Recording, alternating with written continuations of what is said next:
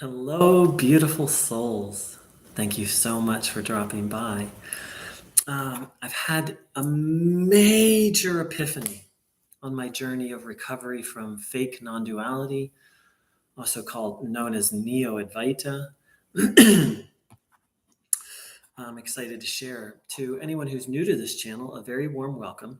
And very briefly, Neo-Advaita, meaning fake Advaita, fake non-duality, watered down non-duality, is based on one of two premises. Premise number one, everyone should practice self-inquiry. That's completely false. Advaita Vedanta teaches that before self-inquiry, some very strenuous preparation is necessary for most people. And then Neo-Advaita lie number two is you don't need to do anything because you're already enlightened.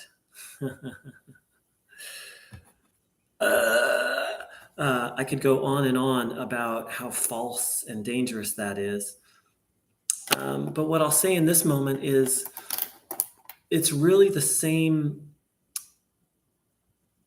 so one of the most popular modern Christian theologies is you don't need to do anything. You just need to accept Jesus as Lord and Savior, and then you're saved. And Neo-Advaita is just I don't want to say Hindu because it's not Hindu, but a fake Hindu version of that.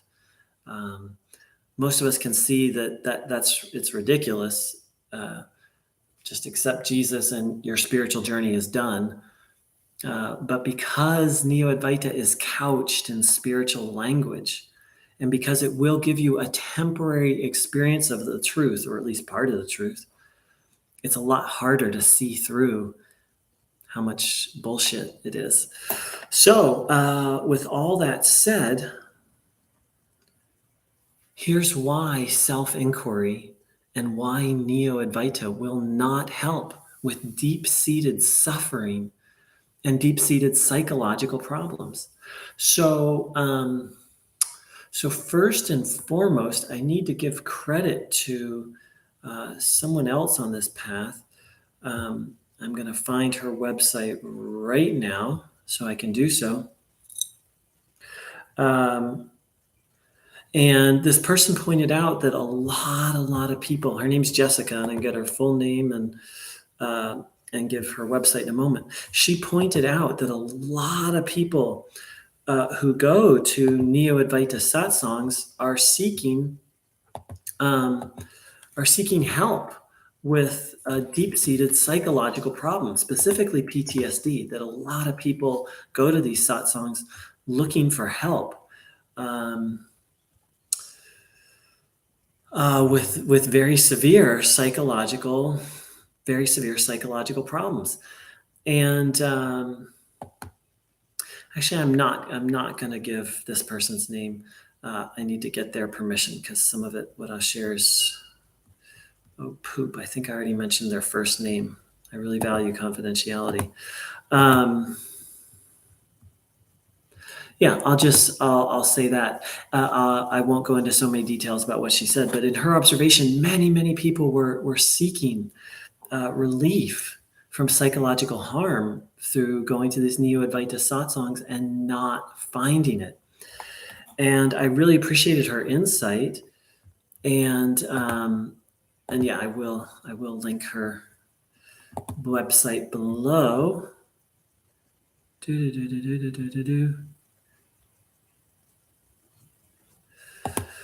And I can't find it right now. So, and it really spoke to me because that was my experience. Not only did it not relieve my deep suffering, and I now realize I have complex PTSD. I didn't know it at the time, but it made it worse. And self-inquiry for an unprepared mind will actually make things worse. It's amazing to think how wrong Neo-Advaita is, because the Neo-Advaita message is just inquire and everything will be okay. Self-inquiry will solve all your problems, when the opposite is actually true. if you're not properly prepared, self-inquiry will actually take you on a very downward path. And I've spoken many times on this channel about that. So, and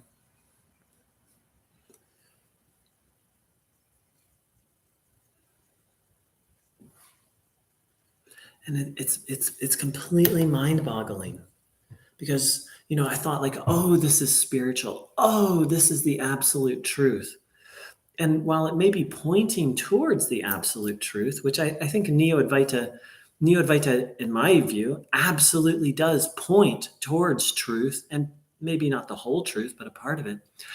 But what it doesn't do is it gives a false path there.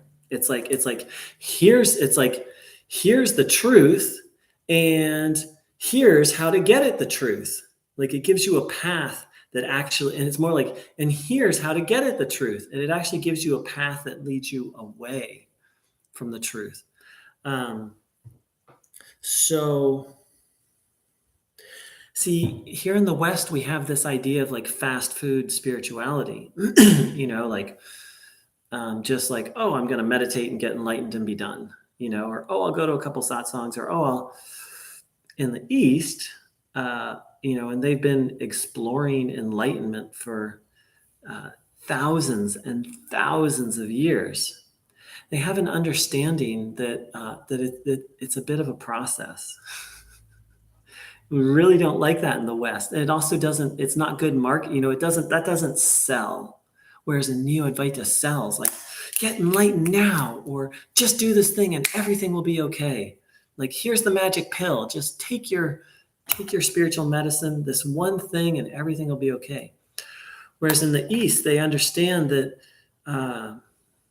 through experience that whether you call it ego or evil or illusion or delusion or ignorance, that it's a mighty foe, that it's a mighty force and to overcome that force takes dedication and time, and for most people, vigorous effort and devotion. It takes devotion, but it also takes street smarts. And lastly, it takes an actual guru who can guide you along the way, like individually guide you, like not just give group talks or not give YouTube talks, but lead you on the step-by-step process. So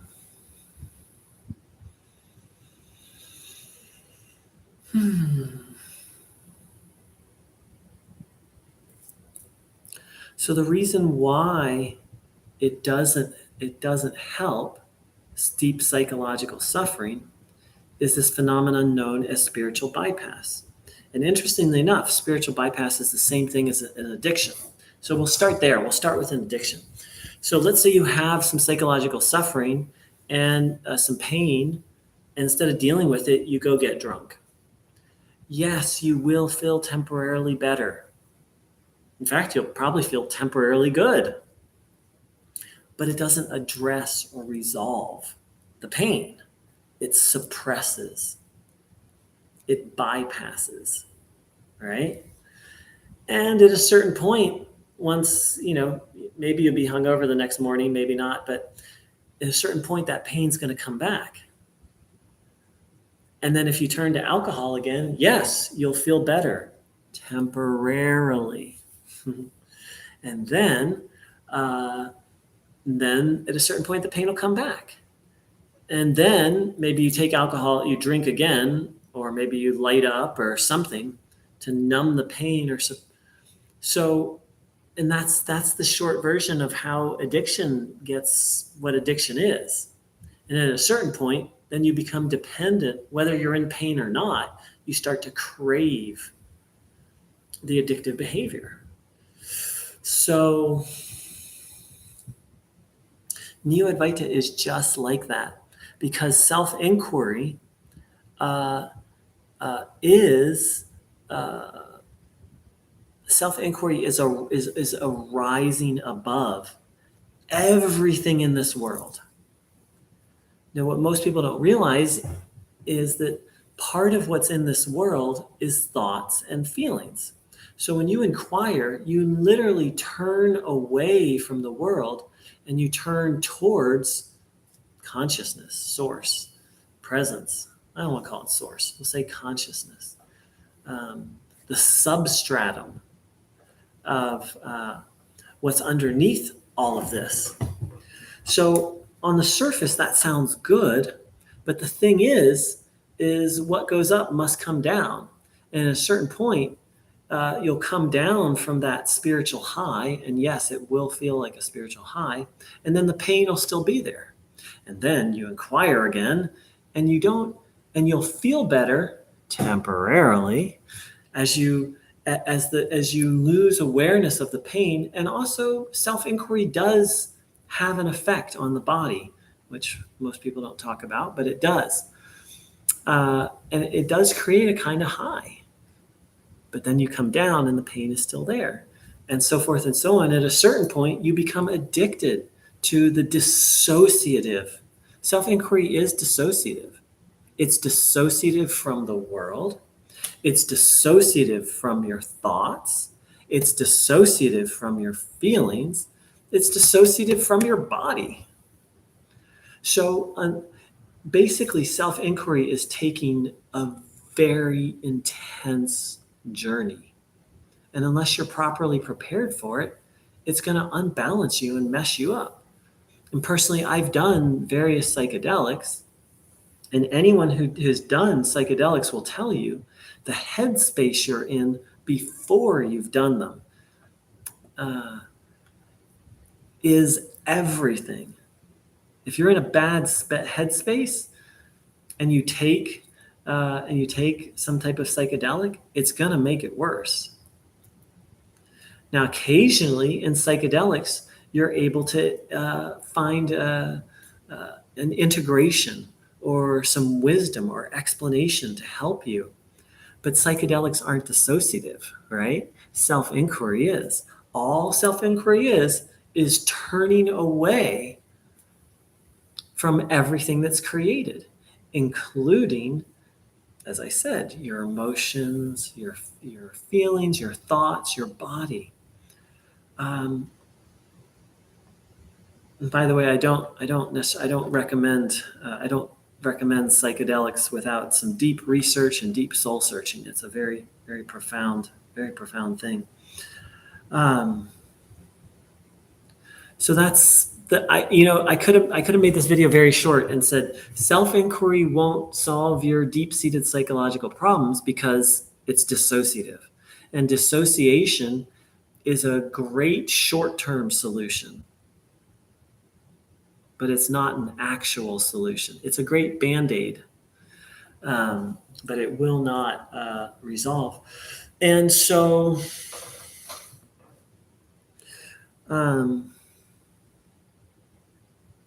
in my experience, it actually made it worse.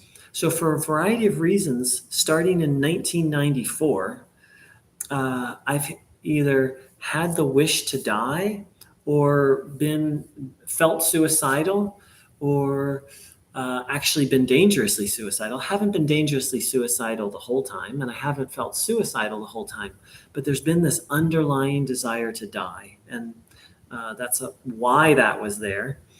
And it wasn't, you would think that's depression, but it actually wasn't depression. It's not like I was depressed, although that was part of the journey. So that's a very severe imbalance, right? In however you think of it, the mind, the body, and self-inquiry did not resolve it. And I was hardcore. There were days where I would do 6+ hours of closed eyes, self-inquiry, nothing else. I was hardcore. Not only did it not resolve it, it made it worse. Every time I did a deep dive into self-inquiry, my psychological suffering got worse. And and I've talked to other people with complex PTSD, and they've had the same experience, that it just makes things worse. I'm sure it does. I mean, it did for me with depression and anxiety. And Neo-Advaita is so seductive because it'll be like, what? You're feeling fear? Well, who is it who feels fear? A Neo-Advaita teacher will then lead you to inquire. And sometimes when you do that, like the fear or the suffering will vanish temporarily. um, now, in my view, if you're very balanced and um, and you have and you're dealing with negative feelings, then self-inquiry may be helpful. But what I'm talking about is severe psychological, emotional, energetic imbalances and suffering. Self-inquiry is not made for someone like that. Ramana Maharshi said and I'm paraphrasing, but he said self-inquiry is only for those who have a primarily sattvic mind. A sattvic mind is a primarily sattvic mind is a mind that is mostly peaceful, mostly detached. Maybe not 100%, but predominantly peaceful, detached, and without desire. So until you're in that place, you're not qualified to practice self-inquiry. And in my experience, it'll take you on a downward spiral. And according to Ramana Maharshi, it will fail. So thank you so much for dropping by this video. There's 2 live viewers right now. If either of you have any questions or you want to share anything, please do.